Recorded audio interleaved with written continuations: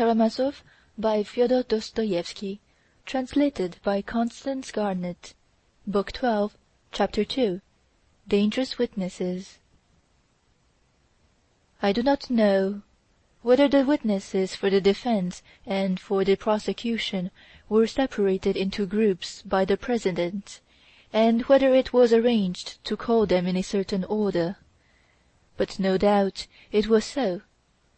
I only know that the witnesses for the prosecution were called first. I repeat, I don't intend to describe all the questions step by step. Besides, my account would be to some extent superfluous, because in the speeches for the prosecution and for the defense the whole course of the evidence was brought together and set in a strong and significant light, and I took down parts of those two remarkable speeches in full, and will quote them in due course, together with one extraordinary and quite unexpected episode, which occurred before the final speeches, and undoubtedly influenced the sinister and fatal outcome of the trial. I will only observe that from the first moments of the trial one peculiar characteristic of the case was conspicuous and observed by all, that is, the overwhelming strength of the prosecution as compared with the arguments the defense had to rely upon. Everyone realized it from the first moment that the facts began to group themselves round a single point, and the whole horrible and bloody crime was gradually revealed. Everyone perhaps felt from the first that the case was beyond dispute, that there was no doubt about it, that there could be really no discussion, and that the evidence was only a matter of form, and that the prisoner was guilty, obviously and conclusively guilty. I imagine that even the ladies, who were so impatiently longing for the acquittal of the interesting prisoner, were at the same time, without exception, convinced of his guilt. What's more, I believe they would have been mortified if his guilt had not been so firmly established, as that would have lessened the effect of the closing scene of the criminal's acquittal. That he would be acquitted, all the ladies, strange to say, were firmly persuaded up to the very last moment. He is guilty, but he will be acquitted, from motives of humanity, in accordance with the new ideas, the new sentiments that had come into fashion, and so on, and so on. And that was why they had crowded into the court so impatiently.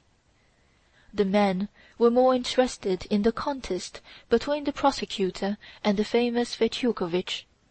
All were wondering and asking themselves what could even a talent like Fetyukovitch make of such a desperate case, and so they followed his achievements, step by step, with concentrated attention. But Fetyukovitch remained an enigma to all up to the very end, up to his speech. Persons of experience suspected that he had some design, that he was working towards some object, but it was almost impossible to guess what it was. His confidence and self-reliance were unmistakable, however. Everyone noticed with pleasure, moreover, that he, after so short a stay, not more than 3 days, perhaps, among us, had so wonderfully succeeded in mastering the case, and had studied it to a nicety. People described with relish afterwards how cleverly he had taken down all the witnesses for the prosecution, and as far as possible perplexed them, and, what's more, had aspersed their reputation and so depreciated the value of their evidence. But it was supposed that he did this rather by way of sport, so to speak, for professional glory, to show nothing had been omitted of the accepted methods, for all were convinced that he could do no real good by such disparagement of the witnesses, and probably was more aware of this than anyone, having some idea of his own in the background, some concealed weapon of defence, which he would suddenly reveal when the time came. But meanwhile, conscious of his strength, he seemed to be diverting himself. So, for instance, when Grigory, Fyodor Pavlovitch's old servant, who had given the most damning piece of evidence about the open door, was examined, the counsel for the defence positively fastened upon him when his turn came to question him. It must be noted that Grigory entered the trial with a composed and almost stately air, not the least disconcerted by the mastery of the court or the vast audience listening to him. He gave evidence with as much confidence as though he had been talking with his Marfa, only perhaps more respectfully. It was impossible to make him contradict himself. The prosecutor questioned him first in detail about the family life of the Karamazovs. The family picture stood out in lurid colors. It was plain to ear and eye that the witness was guileless and impartial. In spite of his profound reverence for the memory of his deceased master, he yet bore witness that he had been unjust to Mitya, and, hadn't brought up his children as he should, he'd have been devoured by lice when he was a little, if it hadn't been for me, he added, describing Mitya's early childhood. It wasn't fair either of the father to wrong his son over his mother's property, which was by right his. In reply to the prosecution's question what grounds he had for asserting that Fyodor Pavlovitch had wronged his son in their money relations, Grigory, to the surprise of everyone, had no proof at all to bring forward. But he still persisted that the arrangement with the son was unfair, and that he ought to have paid him several thousand rubles more. I must note, by the way, that the prosecution asked this question, whether Fyodor Pavlovitch had really kept back part of Mitya's inheritance, with marked persistence of all the witnesses who could be asked it, not excepting Alyosha and Ivan, but he obtained no exact information from anyone. All alleged that it was so, but were unable to bring forward any distinct proof. Grigory's description of the scene at the dinner-table, when Dmitri had burst in and beaten his father, threatening to come back to kill him, made a sinister impression on the court, especially as the old servant's composure in telling it, his parsimony of words, and peculiar phraseology were as effective as eloquence. He observed that he was not angry with Mitya for having knocked him down and struck him on the face. He had forgiven him long ago, he said. Of the deceased Smerdyakov, he observed, crossing himself, that he was a lad of ability, but stupid and afflicted, and worse still, an infidel, and that it was Fyodor Pavlovitch and his elder son who had taught him to be so. But he defended Smerdyakov's honesty almost with warmth, and related how Smerdyakov had once found the master's money in the yard, and, instead of concealing it, had taken it to his master, who had rewarded him with a gold piece for it, and trusted him implicitly from that time forward. He maintained obstinately that the door into the garden had been open, but he was asked so many questions that I can't recall them all.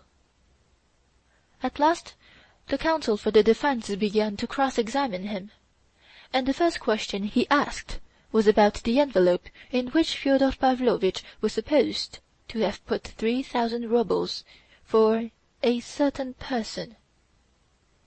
"Have you ever seen it, you, who were so many years in close attendance on your master?" Grigory answered that he had not seen it, and had never heard of the money from anyone, till everybody was talking about it. This question about the envelope Fetyukovitch put to everyone who could conceivably have known of it, as persistently as the prosecutor asked his question about Dmitri's inheritance, and got the same answer from all, that no one had seen the envelope, though many had heard of it. From the beginning, everyone noticed Fetyukovitch's persistence on this subject. "Now, with your permission, I'll ask you a question," Fetyukovitch said, suddenly and unexpectedly. "Of what was that balsam, or rather deconcoction, made, which, as we learn from the preliminary inquiry, you used on that evening to rub your lumbago in the hope of curing it?" Grigory looked blankly at the questioner, and after a brief silence muttered, "There was saffron in it." "Nothing but saffron? Don't you remember any other ingredients?" "There was milfoil in it too." "And pepper, perhaps?" Fetyukovitch queried. "Yes, there was pepper too." "Etc. And all dissolved in vodka?" "In spirit." There was a faint sound of laughter in the court. "You see, in spirit. After rubbing your back, I believe, you drank what was left in the bottle, with a certain pious prayer, only known to your wife?" "I did." "Did you drink much? Roughly speaking, a wine-glass or two?" "It might have been a tumblerful." "A tumblerful even. Perhaps a tumbler and a half?" Grigory did not answer. He seemed to see what was meant. "A glass and a half of neat spirit is not at all bad, don't you think? You might see the gates of heaven open, not only the door into the garden." Grigory remained silent. There was another laugh in the court. The President made a movement. "Do you know for a fact," Fetyukovitch persisted, "whether you were awake or not when you saw the open door?" "I was on my legs." "That's not a proof that you were awake." There was again laughter in the court. "Could you have answered at that moment, if anyone had asked you a question, for instance, what year it is?" "I don't know." "And what year is it, Anno Domini, do you know?" Grigory stood, with a perplexed face, looking straight at his tormentor. Strange to say, it appeared he really did not know what year it was. "But perhaps you can tell me how many fingers you have on your hands?" "I am a servant," Grigory said suddenly in a loud and distinct voice. "If my betters think fit to make game of me, it is my duty to suffer it." Fetyukovitch was a little taken aback, and the President intervened, reminding him that he must ask more relevant questions. Fetyukovitch bowed with dignity, and said that he had no more questions to ask of the witness. The public and the jury, of course, were left with a grain of doubt in their minds as to the evidence of a man who might, while undergoing a certain cure, have seen the gates of heaven, and who did not even know what year he was living in. But before Grigory left the box another episode occurred. The President, turning to the prisoner, asked him whether he had any comment to make on the evidence of the last witness. "Except about the door, all he has said is true," cried Mitya in a loud voice. "For combing the lice off me, I thank him. For forgiving my blows, I thank him. The old man has been honest all his life, and as faithful to my father as 700 poodles." "Prisoner, be careful in your language," the President admonished him. "I am not a poodle," Grigory muttered. "All right, it's I am a poodle myself," cried Mitya. "If it's an insult, I take it to myself and I beg his pardon. I was a beast and cruel to him. I was cruel to Aesop, too." "What Aesop?" the President asked, sternly again. "Oh, Pierrot, my father, Fyodor Pavlovitch." The President again and again warned Mitya impressively and very sternly to be more careful in his language. "You are injuring yourself in the opinion of your judges." The counsel for the defense was equally clever in dealing with the evidence of Rakitin. I may remark that Rakitin was one of the leading witnesses, and one to whom the prosecutor attached great significance. It appeared that he knew everything. His knowledge was amazing. He had been everywhere, seen everything, talked to everybody, knew every detail of the biography of Fyodor Pavlovitch and all the Karamazovs. Of the envelope, it is true, he had only heard from Mitya himself, but he described minutely Mitya's exploits in the metropolis, all his compromising doings and sayings, and told the story of Captain Snegiryov's wisp of tow. But even Ratikin could say nothing positive about Mitya's inheritance, and confined himself to contemptuous generalities. Who could tell which of them was to blame, and which was in debt to the other, with their crazy Karamazov way of muddling things so that no one could make head or tail of it? He attributed the tragic crime to the habits that had become ingrained by ages of serfdom and the distressed condition of Russia, due to the lack of appropriate institutions. He was, in fact, allowed some latitude of speech. This was the first occasion on which Ratikin showed what he could do, and attracted notice. The prosecutor knew that the witness was preparing a magazine article on the case, and afterwards in his speech, as we shall see later, quoted some ideas from the article, showing that he had seen it already. The picture drawn by the witness was a gloomy and sinister one, and greatly strengthened the case for the prosecution. Altogether, Rakitin's discourse fascinated the public by its independence and the extraordinability of its ideas. There were even 2 or 3 outbreaks of applause when he spoke of serfdom and the distressed condition of Russia. But Rakitin, in his youthful ardor, made a slight blunder, of which the counsel for the defense at once adroitly took advantage.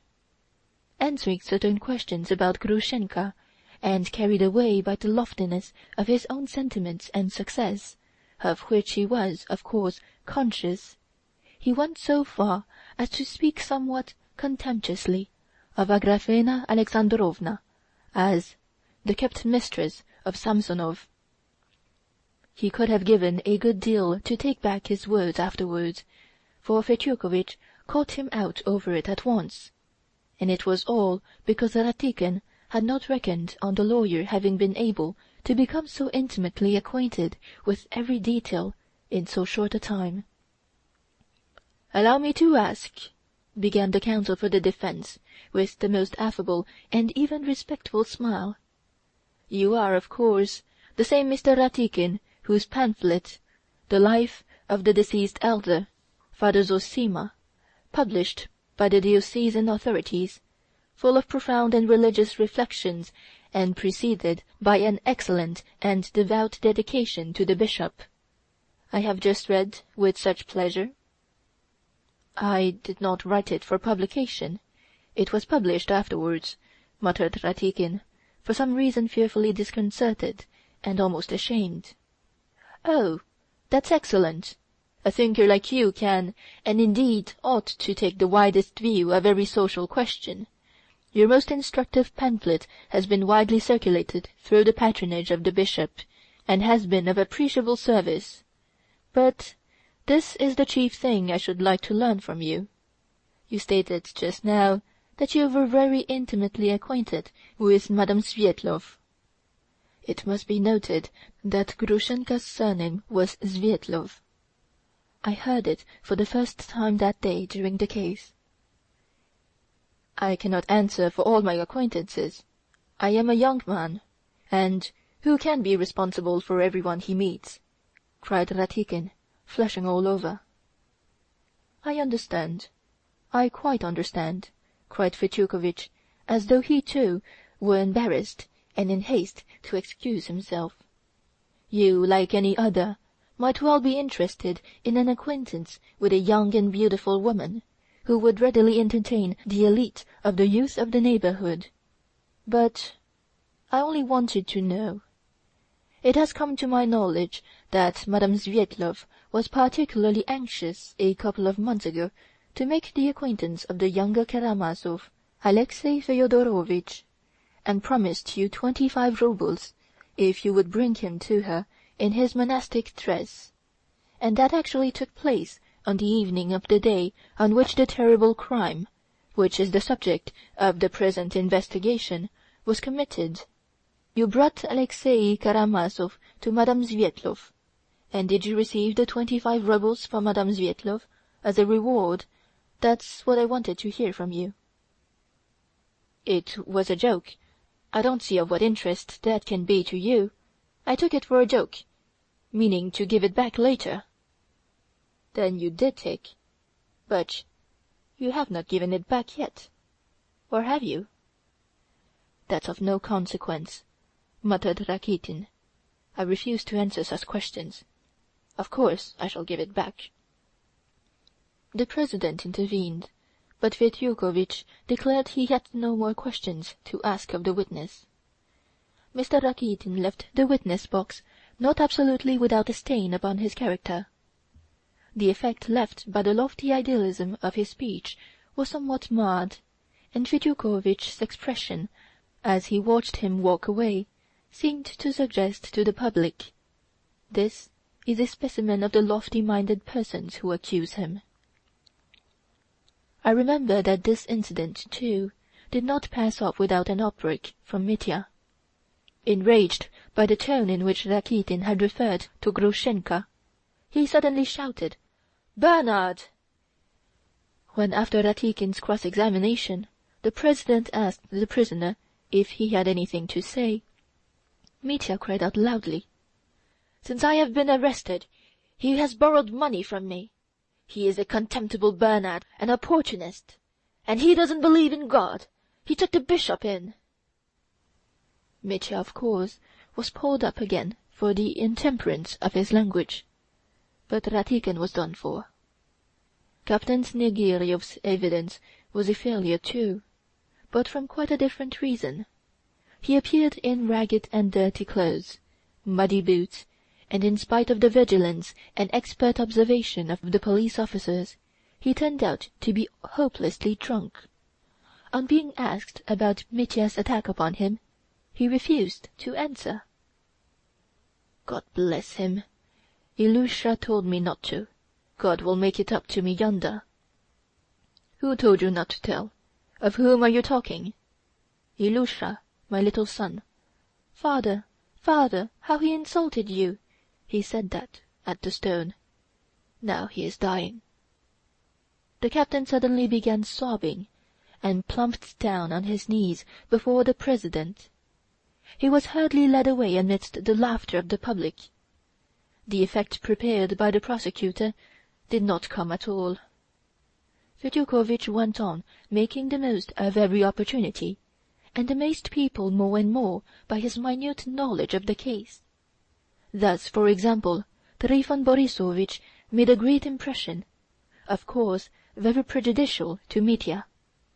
He calculated almost on his fingers that on his first visit to Mokroe, Mitya must have spent 3,000 roubles, or very little less. Just think what he squandered on those gypsy girls alone. And as for our lousy peasants, it wasn't a case of flinging half a ruble in the street. He made them presents of 25 rubles each, at least. He didn't give them less, and what a lot of money was simply stolen from him. And if anyone did steal, he did not leave a receipt. How could one catch the thief when he was flinging his money away all the time? Our peasants and robbers, you know, they have no care for their souls. And the way he went on with the girls, our village girls, they're completely set up since then, I tell you. They used to be poor." He recalled, in fact, every item of expense, and added it all up. So the theory that only 1,500 had been spent, and the rest had been put aside in a little bag, seemed inconceivable. "I saw 3,000 as clear as a penny in his hands. I saw it with my own eyes. I should think I ought to know how to reckon money," cried Trifon Borissovitch, doing his best to satisfy his betters. When Fetyukovitch had to cross-examine him, he scarcely tried to refute this evidence, but began asking him about an incident at the first carousal at Mokroe, a month before the arrest, when Timofei and another peasant called Akim had picked up on the floor in the passage 100 rubles dropped by Mitya when he was drunk, and had given them to Trifon Borissovitch, and received a ruble each from him for doing so. "Well," asked the lawyer, "did you give that 100 rubles back to Mr. Karamazov?" Trifon Borissovitch shuffled in vain. He was obliged, after the peasants had been examined, to admit the finding of the 100 rubles, only adding that he had religiously returned it all to Dmitri Feodorovitch in perfect honesty, and it's only because his honor was in liquor at the time he wouldn't remember it. But as he had denied the incident of the 100 rubles till the peasants had been called to prove it, his evidence as to returning the money to Mitya was naturally regarded with great suspicion. So one of the most dangerous witnesses brought forward by the prosecution was again discredited. The same thing happened with the Poles. They took up an attitude of pride and independence. They vociferated loudly that they had both been in the service of the crown, and that Pan Mitya had offered them 3,000 to buy their honor, and that they had seen a large sum of money in his hands. Pan Musialovich introduced a terrible number of Polish words into his sentences, and seeing that this only increased his consequence in the eyes of the president and the prosecutor, grew more and more pompous, and ended by talking in Polish altogether. But Fetyukovitch caught them too in his snares. Trifon Borissovitch, recalled, was forced, in spite of his evasions, to admit that Pan Wróblewski had substituted another pack of cards for the one he had provided, and that Pan Musialovich had cheated during the game. Kalgonov confirmed this, and both the Poles left the witness-box with damaged reputations, amidst laughter from the public. Then exactly the same thing happened with almost all of the most dangerous witnesses. Fetyukovitch succeeded in casting a slur on all of them, and dismissing them with a certain derision. The lawyers and experts were lost in admiration, and were only at a loss to understand what good purpose could be served by it, for all, I repeat, felt that the case for the prosecution could not be refuted, but was growing more and more tragically overwhelming. But from the confidence of the great magician, they saw that he was serene, and they waited, feeling that such a man had not come to Petersburg for nothing, and that he was not a man to return unsuccessful. End of Chapter 2, Book 12. Recording by J.C. Guan, Montreal, February 2009.